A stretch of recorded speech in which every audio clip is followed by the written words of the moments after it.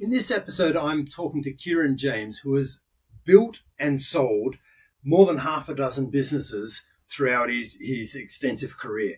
He's a fascinating guy to talk to, and I really enjoy capturing and going, what are the things that you've learned along the way about increasing the valuation? What are the things you've learned about that can influence earnout? And just what do you wish you'd known before around building your business and exiting so that you can exit on your terms? It's a great conversation with Kieron James. Hope you enjoy the episode. Welcome to the podcast that's dedicated to helping business owners to prepare for exit so you can maximize the valuation and then exit on your terms. This is the Exit Insights podcast presented by Succession Plus. I'm Daryl Bates-Brownsword, and today I'm joined by Kieron James. Kieron is a bit of a veteran, and he's one of the guys who started, must have been well informed right from the very beginning. He tells me he's built and sold 9 businesses with a partner and, always with an exit in mind. So Kieron, welcome to the show and thanks for joining me. No, thanks for having me, Daryl. Pleasure to be here. Yeah.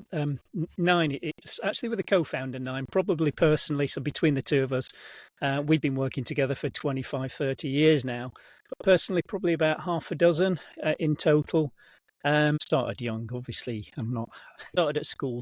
I'm Naturally.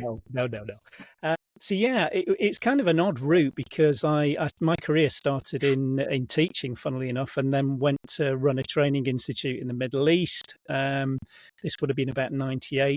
They asked me to put together some marketing materials for this training institute, just delivering vocational training out there. And they said, would you do a PDF? And I said, well, it's 1998. Should we not be thinking about the internet? So that was my first venture into anything, was actually building a web design business when probably me and the rest of the world were doing the same thing. So in your first venture, so you already had a career before that. So clearly you must have been young. They must have been teaching some entrepreneurial skills at school, which is a bit different.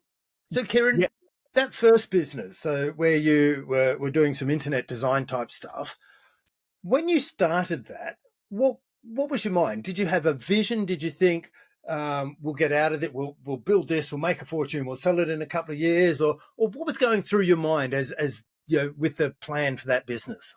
I would say with that one, that was probably the one that I absolutely wasn't. But it quickly became apparent to me that that was a route that I wanted to take going forward. So the reason I hadn't thought about it then was that, like many people doing that, it just was a route to making some cash, really, to earning a living. So we set up, I think fairly rapidly, I realized the amount of time that I was spent dealing with clients as opposed to getting paid. It's not really, the two things weren't commensurate. And there was obviously quite a long gap between starting a job and then getting the cash in the account. When you thought you'd finished, you'd end up then going backwards and forwards, and can you move this here and change the color of that and add this page and whatever. Partway along that journey, I was also registering domain names, and that's how my colleague and I, my co-founder of these numerous businesses, subsequently, he was running a business doing domain name registration. Okay. And it struck me at the time that was such an easier kind of route to revenue, because you build it, it's then a completely automated tool that people go on, they register a domain name, hey ho, we get paid. So that's how I actually ended up exiting that business. So that wasn't an exit to an external buyer. It was my co-founder saying, look, we want you to come and join this domain name registration business. What will it take? What if we buy your web design business, absorb that into another web design agency that we also run, and you come and work on the domain names business? So yeah, it was definitely not at that stage thinking about future exits. Yep. And it's good to look back like that, because I think that's what a lot of business owners do. They sort of fall into a business of being self-employed, and some will always be self-employed, and they'll have 5, 10, 15 helpers even, but the business still revolves around them. And you mentioned the term lifestyle business, which is often a term used. And some of them have the ability to go, yeah, okay, well, I move out of my product and move out of being the key person. If I keep employing people and going, well, let me manage my pricing, let me get really clear around what our proposition is, what is it we sell, and what problem are we solving, and how do they pay for it? And if I get you to do this part, I get you to do this part. And some people have a vision and they go, well, this is what it can look like. I've got a really big idea of the problems that we can solve. And if we go on solving that problem for a lot of people, here's what the business could look like. And to me, that's just my really simple way of looking at purpose. A lot of we see in business textbook, you need a purpose, you need a vision. To me, a purpose is just, well, what's the problem we need to solve? What's the need out there in the marketplace? And then the vision is just, well, if we do that, what's the potential we have of what could this business look like? And if we're going to solve that problem for a lot of people, what could this business, or what does this business need to look like to fulfill its potential? And I think a lot of us in our first business, we might pick that up and do it intuitively over many years, or some of us exit and merge and start to go, okay, well, there was an experience. Okay, what do I need to do differently next time round? And you've been through that iteration process so many times. So I need to stop talking and ask you to share what you learned on that first one, and what you applied to your second one, and just keep rinse and repeat that process.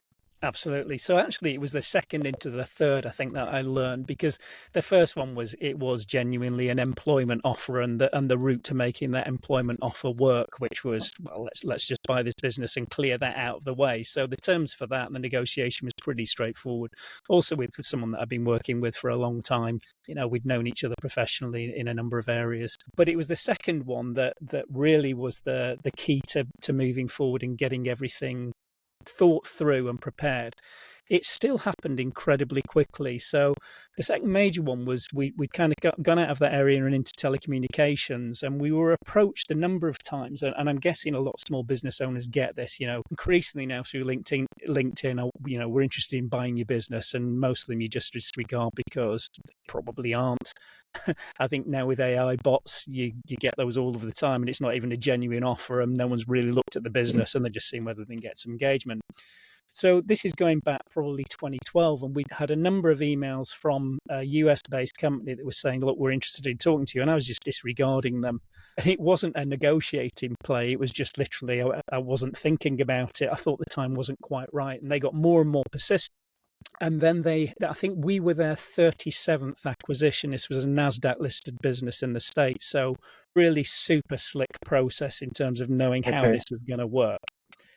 That was the preparedness, I think, the lessons of that really set me up for all of the future ones, because we learned enormously from that process. Sure. And do you know how you got on their radar, Kieron? I think we got on their radar because we were incredibly good at search engine optimization in terms of what we were doing. That's always been the strength. So all the businesses that I've been involved in right back from the web design have been zeros and ones. I think with one exception, when we had a venture into doing some vegan products, again, a long time ago, this is 20 years ago, online, the rest of them have always been zeros and ones. So, build it, try and create infrastructure and so on that's completely scalable from day one, but doesn't cost you a fortune from day one. So that idea of scalability in data centers was always really important to us before we moved everything into the cloud. So yeah, we were doing SME-based services around telephony. So it's things like call management systems. So if you wanted small business, you wanted calls to go to voicemail out of hours, but during the day you wanted maybe a hunt group, so 3 or 4 employees could receive the call, an inbound customer call. So it was that kind of thing, and we worked really, really hard on positioning ourselves very well on Google. So I think we really hit their radar because they were doing searches for products that some of the companies they already owned were doing, and we were constantly kind of knocking them off position 1 and down to position 3 and so on. Right. Okay, so you'd raised a profile that you were pretty good at what you were doing in the SEO space. Yeah. And this is the business where you learned a lot. So I'm going to dig a little deeper here, if that's okay. Cool. So they kept persisting, and what was it about their persistence? Did they start talking numbers? Did they convince you that they're really serious about this, and that you going, oh, hang on a sec, there may be something in this? What was it that convinced you to start communicating back? I think there were a couple of things. One was the seniority of the person that was emailing increased as the emails came. So that was something. LinkedIn was really helpful because we were able to do a little digging there and find out what they were doing, what they were up to as an individual and also as the company. I think they then dropped a couple of names of recent acquisitions that we were familiar with in our space, Uh-huh. but in other, I think, mainly in other European countries rather than the UK. So, it got us to thinking, well, they do know the stuff, they know what they're talking about, and they've been in this space for a while. So I think that was all really, really important. And then there were the usual, I guess, typical US, but the usual kind of sales elements to that as well, which were kind of became increasingly appealing from not being something we were necessarily thinking about right now. It was actually, we could probably do this deal reasonably quickly because we're very, very skilled in this and have it concluded in a fairly short time frame. So, that had its merits and appeal as well. Okay. And so you respond and start going into dialogue. What was the first, I guess you mentioned you learned a lot. What was the first aha moment at this stage when, because you weren't thinking of exiting, so you weren't even thinking about, hey, well, I need to make this attractive. You're just building a business at this stage. What was the first aha moment? There were a couple of things that I learned from that experience in terms of the valuation that we could get for the business that we've really tried to employ going forward. And this is always a really difficult one for small businesses Yeah. scaling, which is you'll very often acquire clients that suddenly elevate your business massively, but also end up taking a fairly large share of your revenue. That was it's one of the hazards, it's one of those things you don't want to turn anyone away, but suddenly when you've got two or three that are accounting for 30-40% of your overall revenue, you recognize that can be a potential blocker or obstacle in terms of the value they extract. So I think we've always, since that acquisition, always had an eye on to keeping a broader balance of number Yeah. of clients holding X amount of revenue. But I think that the real key in terms of the learning at that stage was how efficient they were. So again, to put that into perspective, we got a letter of intent on the 18th of December. We concluded the whole thing with money in the bank on the 13th of Feb, which Wow. is, I think by anyone's standards, extraordinarily quick. And I think it was a good reflection on the team that we had most of the ducks in a row. But there are still three words that I use and often share with people when I'm talking to new founders about this kind of process. And it's standardize, digitize, and organize. And let me put that into some kind of context for you. Again, I'm going back to 2012. So, a lot of the tools were existing, but we were doing things like digitizing lots of paper documents. And I remember literally scanning contracts for things like water coolers and making sure they were in our data room and in our data room and so on.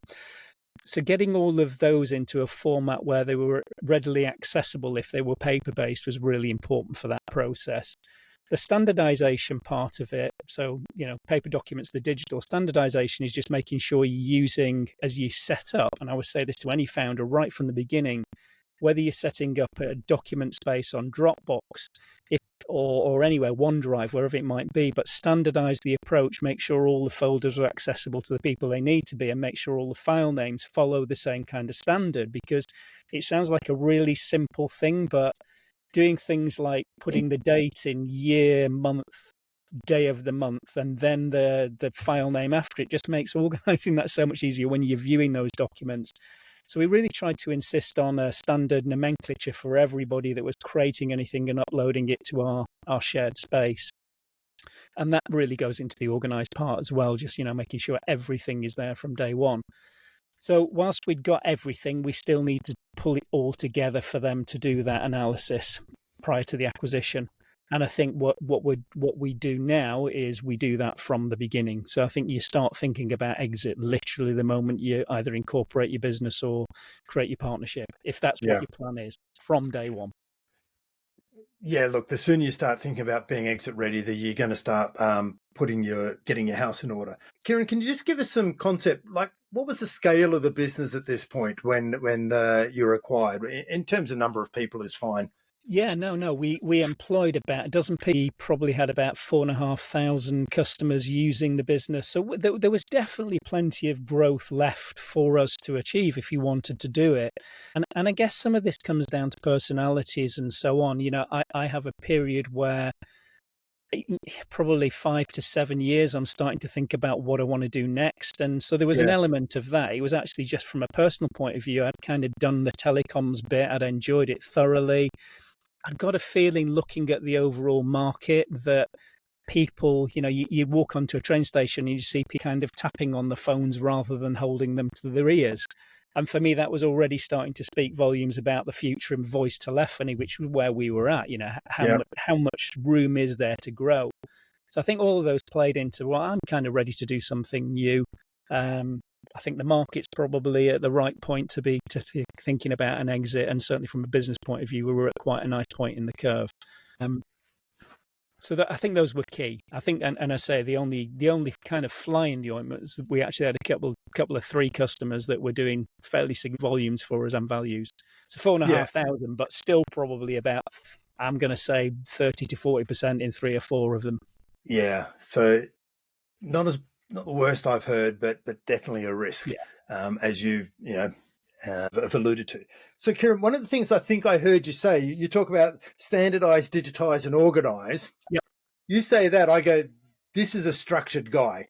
He's very systems approached in doing things, and we know from other guests and talking to a lot of people that one of the best things you can do to, as a business owner, to demonstrate that the business is not dependent on you is to document your processes and your systems, and it just gives you confidence, because we talk to a lot of business owners out there and they go, hey, this is the way things are done around here. And then you go and ask the people who are actually doing it. They go, no. We may have been doing that a long time ago, but no, he's off the track. No, we do it like this. And that suggests immediately that there's no control in the business and the process. So if you're standardizing, digitizing, and organizing, is that a systemized approach from your perspective? Completely. And again, this will vary from sector to sector. We've been involved in businesses since telecoms that are pretty regulated. So there's a requirement that we're doing a load of that work without a doubt, whether it's Ofcom and the regulation there in terms of record keeping approaches, uptime, availability, all those things are really critical. Clearly in the financial space where we are now, we have the FCA making sure that a lot of those systems are in place. And again, that same kind of, ideas about availability and consumer protection and consumer duty now, all of those things are really super important. If you're not in such a tightly regulated space and you're thinking about exit, there are clearly things that you could be looking at, things like ISO 27001, those kind of things where I think, without spending an absolute fortune, getting a consultant in to help with that and think about your business processes would not be a bad spend and not be a bad thing to have on that, that list of things that you're offering to that acquirer for sure. Yeah. And your customers, clearly. Yeah, look, it's the quickest way to get control of your business and demonstrate that the business is not dependent on you. And the only way to do that is to document it, because it's the only form of evidence, and it can be digitized, or not many people have a paper copy nowadays. No. The other thing I'd say on that, on in that area as well, is that we all as small business owners have this imposter syndrome all of the time, thinking, are we qualified to do this? And I think a lot of that's born out of the expectation in our own minds that we have to be great at everything. And clearly, nobody is. Typically, if you're really great on the financial side, you might not be so creative. Clearly, there are exceptions, but maybe your UI design is not front of mind if you're a CFO. And I think one of the things that was said to me, and this took me years and years and years, but it was 6 words said by a finance manager to me when I didn't know the answer to a question. And she said, Kieron, that's what you pay me for. And it was suddenly, you're right. This is also about bringing those teams in so that you can delegate that kind of thing effectively. And as you say, you're not that key person that's absolutely critical to the business. Yeah. So surrounding yourself with right people and building a leadership team around that can run all of the functions. As you grow and scale, it goes beyond the 1 or 2, founders into functional-based management teams. So we typically have a CFO or FD or let's call it financial skill set. Yeah. And then we need a marketing skill set to complement, bring in the demand for the product. And then there's typically an operations type person as well who runs the factory or the production of whatever your product delivery is. Yeah. They're the first 3 key roles I see. Is that the model you effectively unrolled? 100%. Yeah. And absolutely. I mean, the CFO, my CFO now is the guy that I mentioned at the outset that I've worked with for all of this time. And we are completely yin and yang when it comes to this kind of stuff. We are Perfect. very, very different, which works very, very well. And again, I brought in a super operations guy a while ago to one of the early businesses. Now, funnily enough, my co-founder of this current business is also my daughter, who's come up through the ranks and is now our head of operations. And again, very different skill sets. But my operations guy in the first telecoms business, we pulled from actually one of our upstream suppliers who'd had an outage, which had impacted on our customers, caused me complete pain. And I remember being down on a train and I was drafting my furious response to going to this meeting, and he placated me within like a couple of minutes, and he was so professional, so good, and so clearly actional that it was there. And then I thought, right, when the opportunity arises, this is the guy I'm going to bring into the business. So Right. again, very different approach, very different, very even keel, and yeah, well, more of a planner, thinks things through. We need to do this. We need to do completely. this. Yeah. So really bringing those organization levels and focus and discipline Yeah. to keep everything together and sees the bigger picture. But people like that tend to need a vision or a direction from someone like yourself. I'd agree. Yeah, they are very much the doers, and every organization needs those, because to put those processes in place, it's okay having the vision, but you need someone to implement them, and that's that. It's a different mindset from my point of view.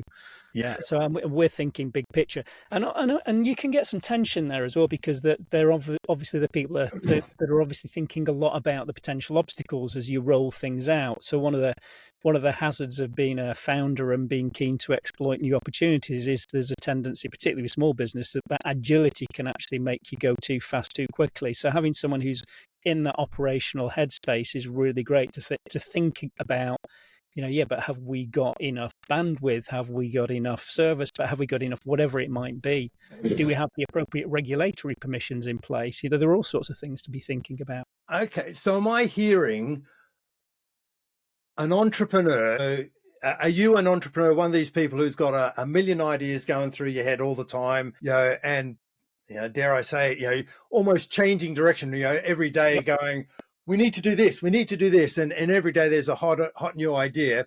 And am I hearing you say that what people like me, like you, need is a really good tempering person who says, no, hold it. Yeah, there's a 1,000 great ideas there, but here's the two that we're going to run with. And to make it work, if we're going to get leverage out of those ideas, we need to do this, and think it through. And you need to slow down and, go for a run, Kieron, or just get out of my way for a while we just run with this, and we'll implement it. And when we get stuck, we'll tap into you for the next big idea. But what you're saying is that you really value that tempering, slowing you down type of person that just makes sure that everything is done properly, and well, standardized, digitized, and organized.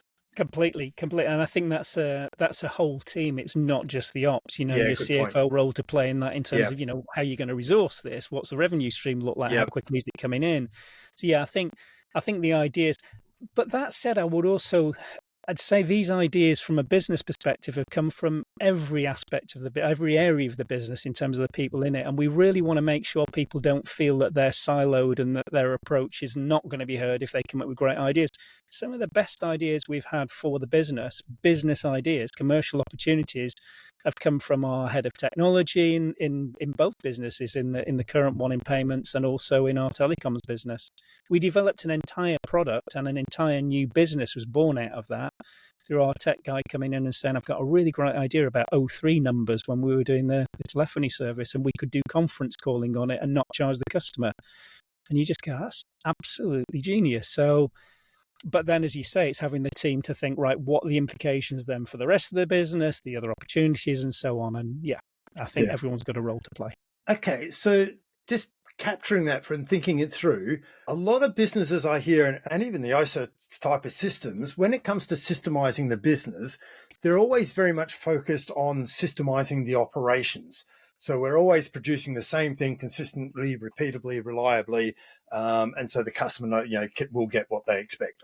Are you also suggesting, and what I've seen a lot of other business owners talk about, is going, well, actually we've got the leadership team, we've got the CFO, we've got marketing, we've got operations, who are the core of our leadership team.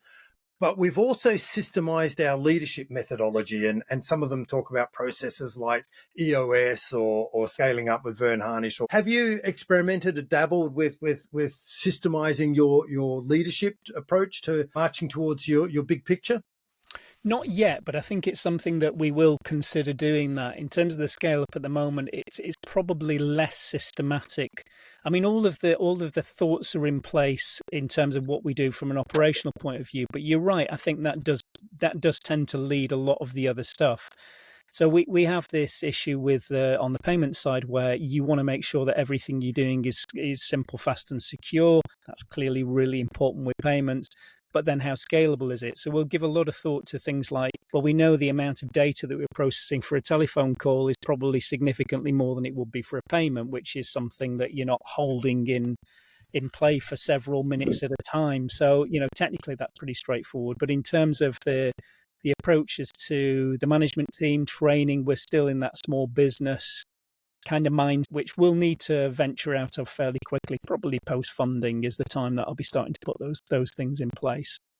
Okay. And I think that's when you can also, having the flexibility and the agility when you're really small is great, as long as you say you don't kind of go off in 27 directions and don't do anything. I think you really need to make sure you retain that focus. But it's the point where you're starting to get meaningful feedback from a meaningful number of customers that you can scale up in terms of product and marketing and so on. Because without that critical mass of customers giving you the feedback on what the product looks like, then I think it's quite hard to do. Sure.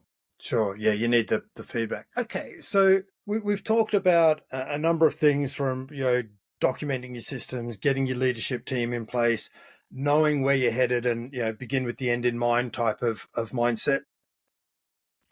If we capture, I guess, over the career you've had, Kieron, where you've started several businesses now and then exited them,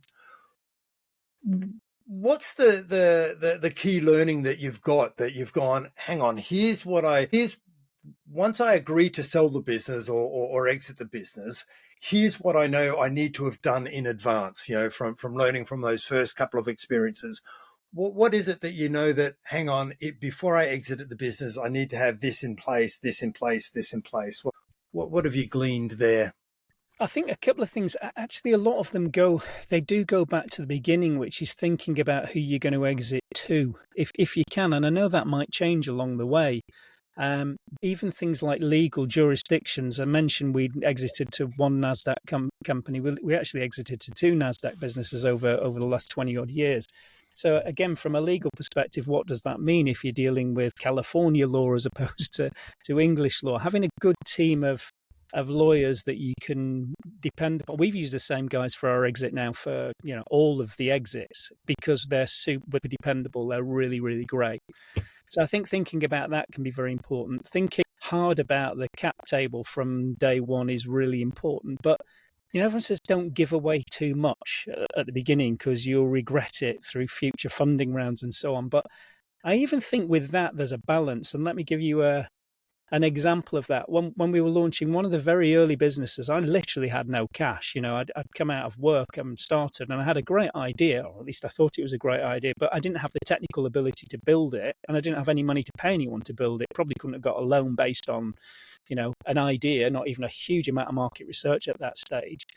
Right. So I gave somebody, it was 5%, I think, of that business to do the building work, and then subsequently bought that person out of the business. Now, both parties were really happy with the arrangement, because the point at which he was bought out, the amount of coding, if he charged me for it, would have probably cost me 4 or 5 grand at the time, maybe. He ended up getting substantially more than that for the work that he'd done. He was very happy. We were very happy. We couldn't have launched the business without it. So, I think cap table is really important, but everyone says, don't give away too much, don't give away too much. Do what feels right and something that you can live with. Paperwork, definitely make sure all that's in place. Make sure you're thinking about the scalability for sure. And then I think the cool thing, again, learn from experience, is always think about what you want personally from it and where you're going next. Is this your retirement fund? Is it enough to get the kids through college, whatever it might be, or care for an elderly relative? As long as the things that you want out of that, just like anything else, you're comfortable with, then you've got a good deal. So Yes. yeah, we had one where and I'm sure this was completely planned with 2020 hindsight, where we went to sign all of the paperwork on a Friday, got to 4 p.m. on the Friday afternoon, and suddenly there's a call coming in from the US saying one of the guys here isn't quite sure about this. Can we think about it over the weekend? You then get the email coming through over the weekend, and we're going to chip the price a little bit because of X, Y, and Z. And you go, right, I'm walking away. Your head's saying, I'm walking away. They're not doing this at this stage. And you have a conversation with a colleague, and they're saying, but think about what you want from this. Is this still a satisfactory outcome for you? Is this going to be a life-changing sum of money, or is it going to allow you to do that next thing? And, again, giving that time to pause, think, reflect, and go, actually, it's still a great deal. And maybe that was a negotiating tactic from the outset. We never intended to pay you that much. We were always going to do this. Who knows? But I think that's critical. It's like, what is it you want from this? Yeah, look at the big picture, not the process. Completely. Okay.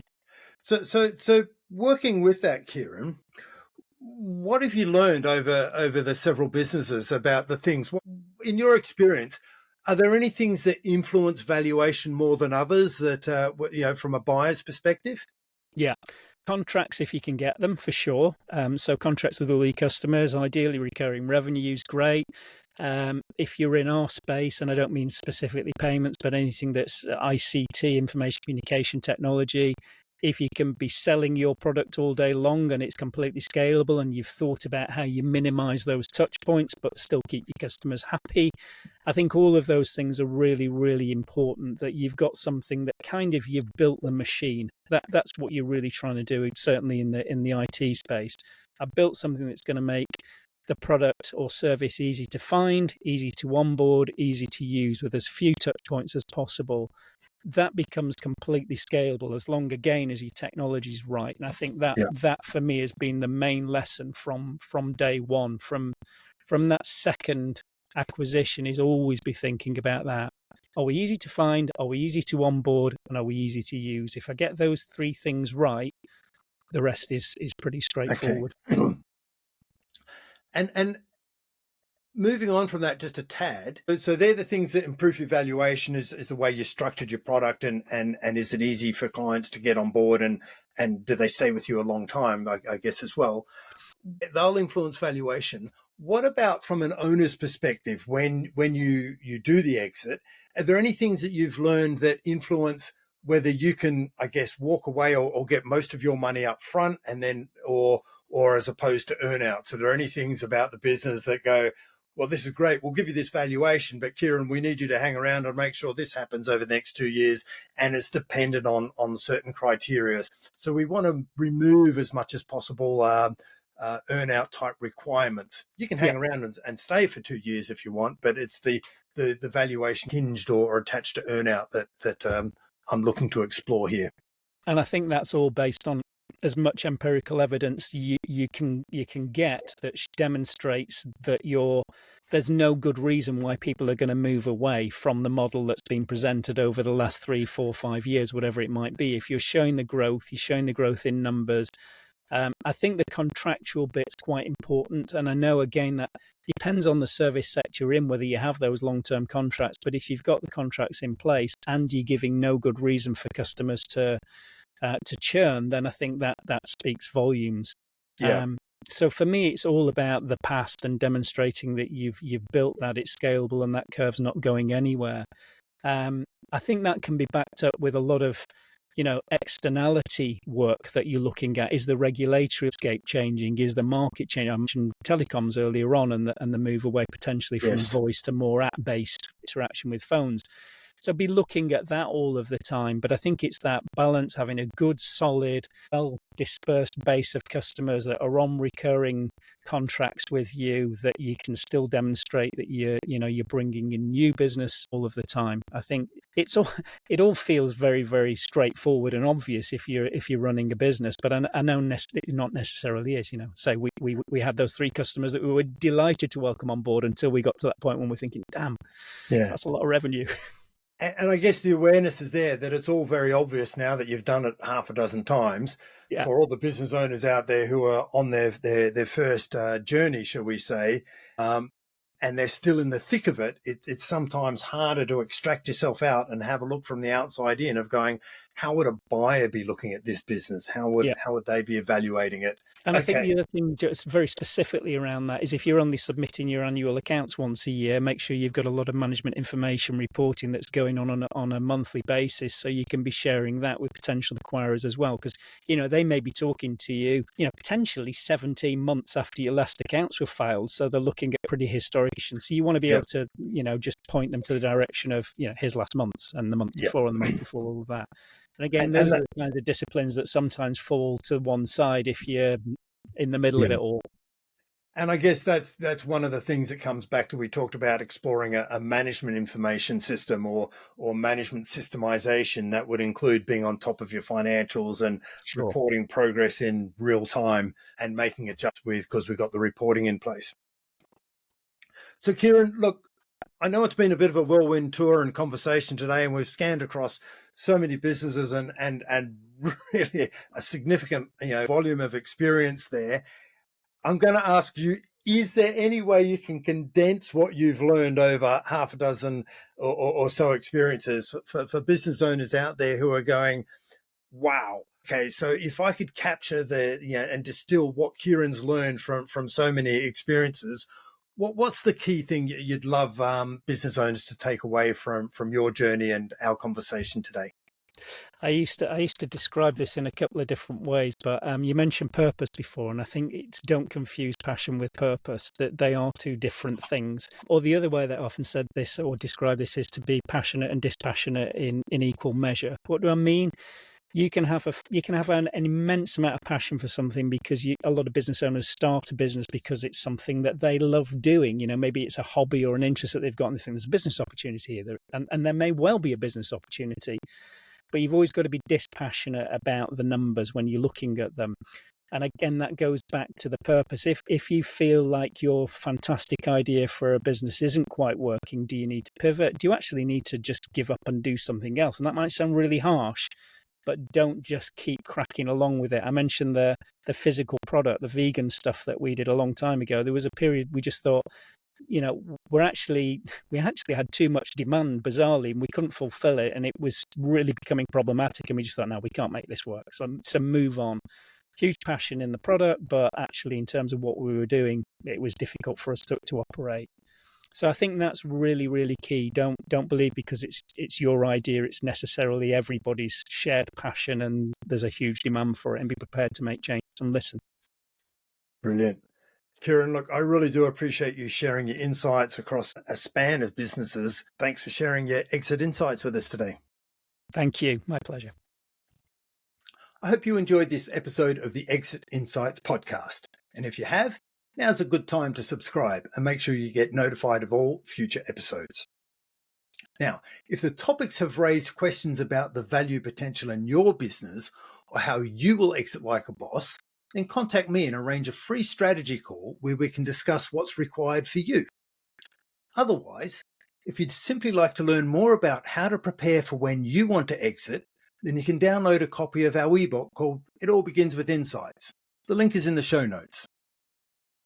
In this book, we'll show you how a business insights report can be used to assess your business to uncover your intangible assets and identify the value potential if you're ready for exit and your business is exit ready.